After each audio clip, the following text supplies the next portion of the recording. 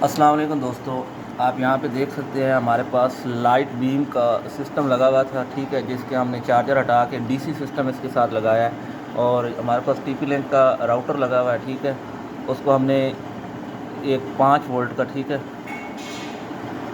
IC लगा के, ठीक हो गया 78.5। तो इसको हमने 5 वोल्ट दे दिए हैं। और ये हमारे चूँकि 24 वोल्ट होता है, तो इसको हमने बैटरी से 12 वोल्ट देकर और इसको हमने 24 वोल्ट पे कन्वर्ट कर दिया। ये आपका एक्सएल 6009 मॉडल है, ठीक हो गया। बाकी इसके साथ एक ऑन ऑफ बटन लगा दिया और ये हमारी वायर बैटरी से आ रही है, ठीक हो गया।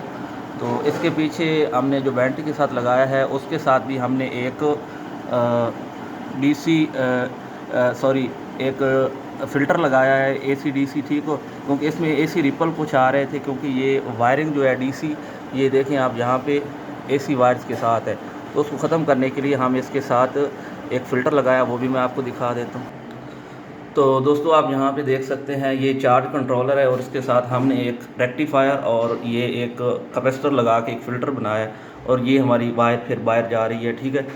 तो यहाँ से ये सारा सिस्टम ऑपरेट, और यहाँ पे हमारा नीचे बैटरी पड़ी है, ठीक हो गया। तो दोस्तों उम्मीद करता हूँ आपको आज की वीडियो की समझ आ गई होगी।